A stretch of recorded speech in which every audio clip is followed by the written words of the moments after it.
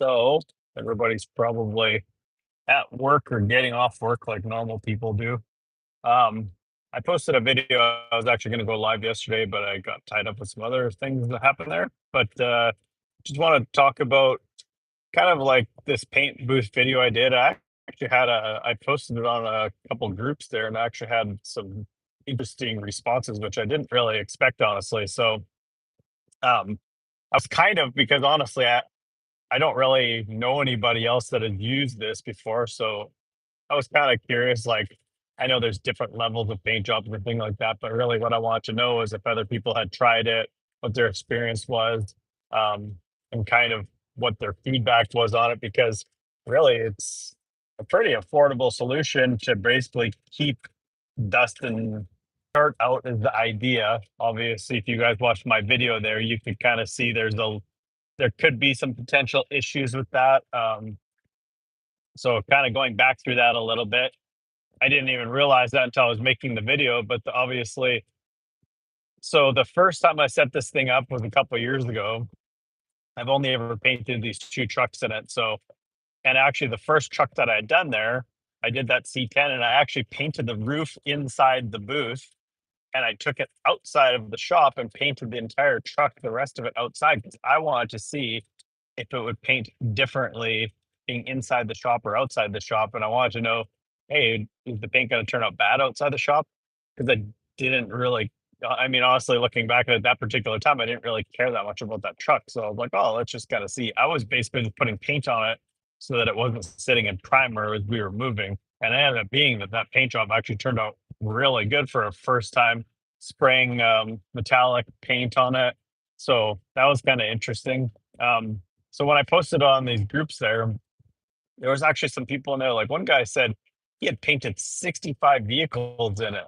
Now I did go back and look at some of his pictures, and it looked like he was just mostly doing like rock crawling type things. So it's probably doesn't have to be perfect and things like that. So that's, I mean, and that's honestly still it's going to look way better than it did probably if you were to do it like outside in a certain location. Like if you lived like somewhere where you had all concrete around you and things like that, it's not really going to have the problems of not like all the things like trees getting into it, tree sap, all that stuff. But if you were to do it at some place like my house, where there's like always stuff falling out of the trees and I got lots of branches around there and just I kind of have a little bit of dust. It's not too bad in my yard, but it does get pretty dry in the dead of summertime. Ain't it very good, but the the windows on that actual paint booth, they bring in light and they only of course bring in light certain times of the day, so it's like kind of going on an angle as it's moving around based on the sun or whatever.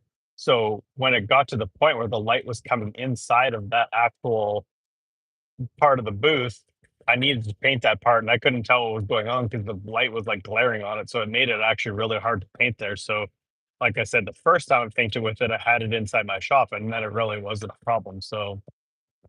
Um so with the paint booth aspect of it, that was kind of that. Another person had said they had the same issue with evacuation. So one person actually had asked me in the comments there, can you put some sort of a screen on intake so that basically it doesn't let all the dust into the blowers even itself? And I think my answer to that would probably be anytime it's on the suction, it always really cuts back airflow. So it's going to be a problem with probably, I think you're going to have issues with those blower motors overheating and things like that.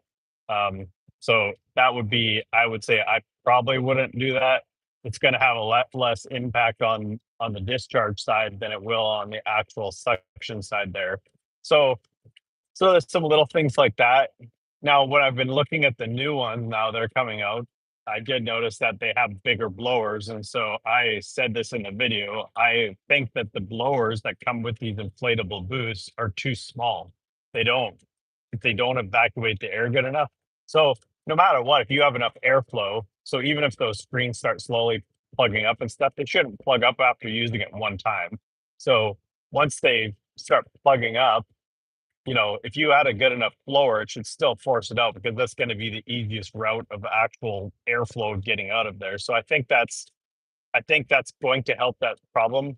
I wanted to try flipping those two blowers around because the one that blows up the building, like the actual building itself, it was actually way bigger, and I didn't know if flipping them around, maybe the other one would be too small to hold up the shell or whatever. I wasn't really sure. I wanted to try it and I sort of forgot about it, but that's something a person could try too.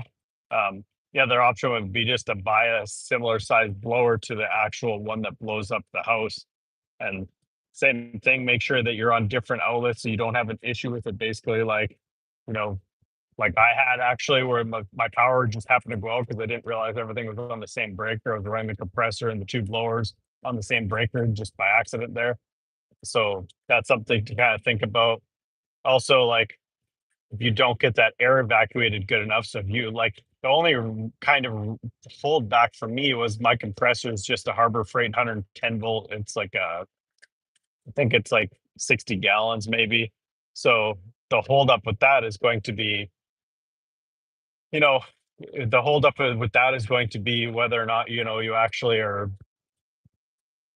I mean, I guess there's some pros and cons to it or whatever, but anyways, it's just there's a lot of things. So you don't want that mist getting back on your vehicle. So especially if you're doing like two-tone or something like that. And you'll also notice so my compressor was slower, right? And so being that the compressor was slower, I had to stop every little bit anyway. So it actually timed out perfect. It gave it time to evacuate while the compressor built up air.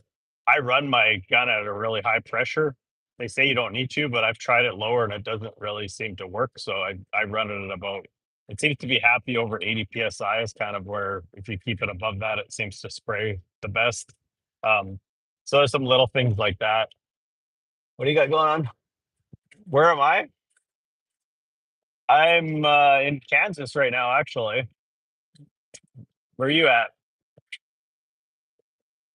So I'm just trying to kind of, if you were going to do a super, super cheap budget paint job, like I said, it worked really good. I wouldn't get a smaller one because I don't think you'd have room to work in there. So, like I said, I think mine's about at least 15 feet wide. I think if I remember off the top of my head, it's like 15 wide by uh, 26 deep, which is a pretty good size. You can do a lot of different stuff in there. And it also has the height. You have to think about that. If you get a smaller one, you're going to run into height problems there too. So if you want to bring something bigger in there, a little bit taller, maybe a lifted truck or something like that, it wouldn't fit. So there's that kind of stuff as well.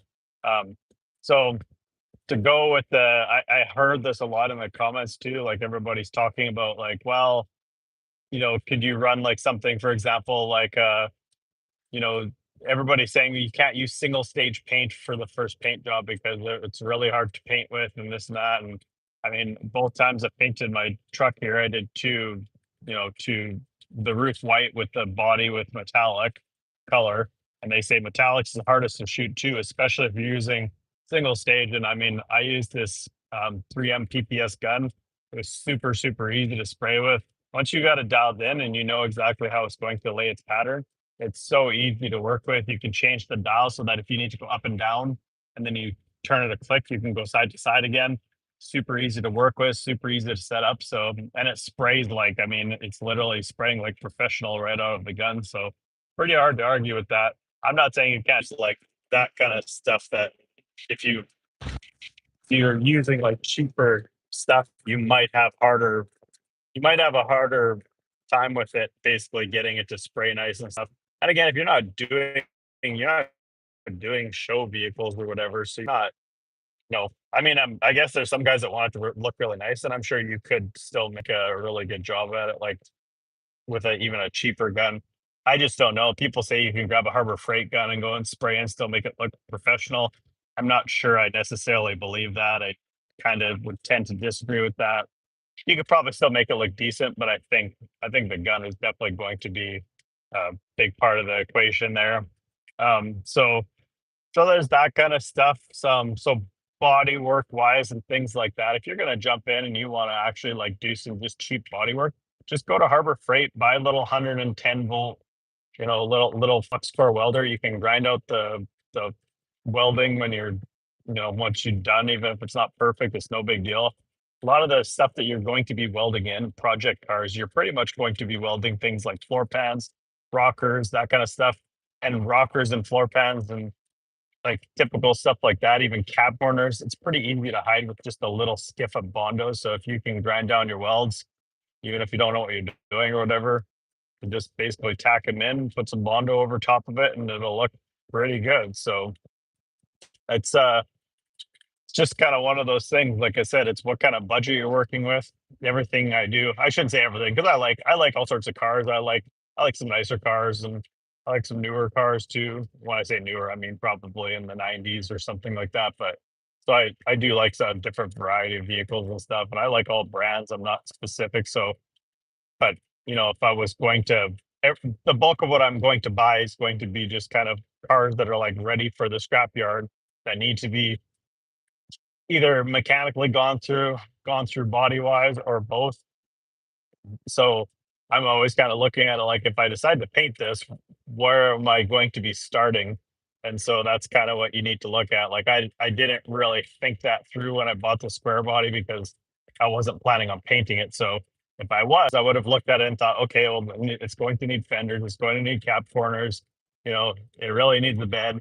So that might kind of change your opinion on what that might kind of change your opinion on where you're going to kind of start with your project and how much how much your abilities allow, I guess. But like I said, most of this stuff you can get from Amazon. You can buy Amazon fenders for I think $130 for square bodies. Most common, pretty common cars or whatever, they're going to be able to have, you'll be able to get parts for them easily and affordably. So if you pick a kind of mainstream vehicle, I guess is what I'm saying. You start getting into some random cars, like some off-brand cars or British cars or import cars and stuff. You might not be able to get body parts as easily if you need a quarter panel or a rocker panel or cab corner fenders or something like that. So those are the types of things to think about if you're just getting into a first-time project or maybe you're trying to save something and make the body nicer or whatever. And you can do that with Bondo, but again, you're not going to get like showroom quality stuff, generally speaking. You're always going to use a little bit of Bondo, otherwise, even on a perfect car, you're going to have waves in it. It's just kind of what it is, but not to the extent, obviously, that I did on this last project. So yeah, like I said, I think for people were saying you can't get those boosts for like as cheap as I was saying. So I paid $400 for mine. It was brand new, but a guy had ordered two of them. It was on Marketplace. He ordered two of them, and basically he just couldn't return the one, so I paid $400 for it. But I see them in that $400 to $700 range new. Again, depending on the size that you want, and you know, kind of the lower power and all that kind of stuff. It all plays and factor into the price or whatever. But you know, so the other part somebody else mentioned was they don't last. And so mine's already, I guess it would be 3 years old already, and it's painted a couple vehicles. So it's kind of one of those things like it probably would last me 10 years casually using it. But I noticed like the last time where all that dust was coming out of the seams there, it could probably use seam sealer in it already. So, as a long-term thing, that kind of could be something that could be problematic maybe.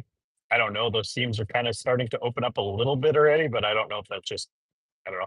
They seemed crispy. Like when it blew up this time, it seemed like it was almost like when things get UV sun on them or whatever, and they just kind of get sort of brittle like that. That's kind of what it seemed like to me this time. But hey, Monica.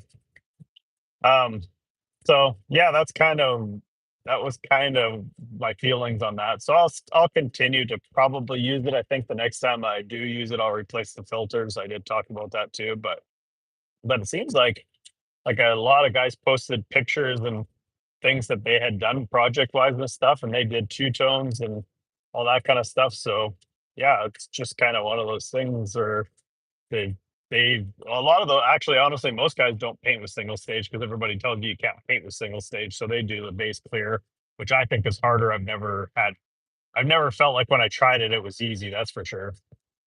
I am going to Montana right now. I want to look at some project vehicles actually. So trying to check out some more vehicles for my YouTube channel here. So I need some more content coming up, and then I have a guy that is possibly buying my AMC Matador there in New York. So then I'll have to go home and pick that up, and probably going to deliver it halfway if he does decide to take it. So I'll be back and then heading back. to New York. Well, I probably won't go to New York, but I'll probably go to like meet him halfway and be Indianapolis or something like that. So, what are you guys all up to today? So, yeah, I'm just kind of cruising here. I posted that last video. Wanted to kind of talk about it and see what everybody else's experiences were with it or whatever. Like I said, I would like to do a vehicle. I mean, I never have this luxury, it seems like, but I'd like to do a vehicle that has like a straighter start, I guess, or whatever, something just where the body is pretty decent when I get going to actually paint it and see how much of a difference there is, because it's definitely different qualities of how much time you spend on them and how much you work on them and how much, like, you want to actually put into it, like with that kind of effort, and as far as like, either pulling dents or fixing little spots from Bondo and things like that. So,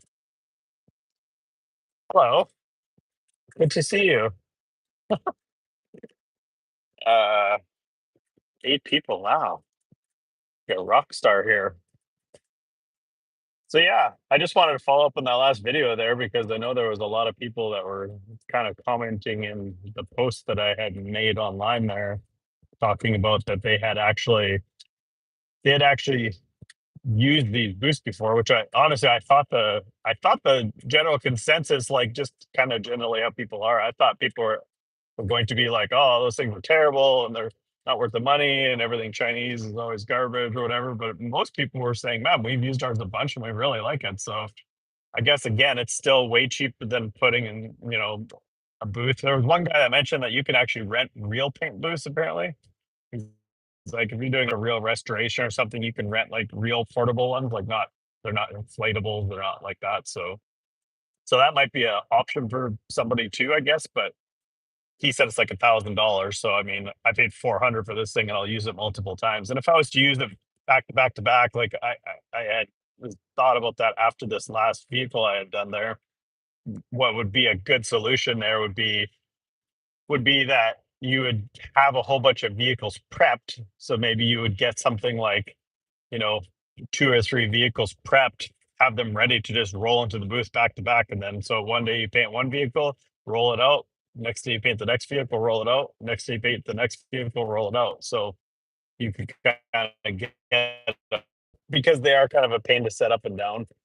Rena on the road knows because she helped me last time there get the thing taken, rolled out, and then reassembled or whatever. And it's not like it's a huge time thing, but it's kind of, I mean, it's just a little bit of work to get them set up and taken down or whatever. So yeah, so that was kind of what was on my mind there. But I'm just gonna get back on the road here or whatever. But I wanted to touch base, and you guys got anything or previous other experiences with something similar, or maybe a better option or something like that for this? Let me know in the comments, and I guess we'll see you guys on the next one.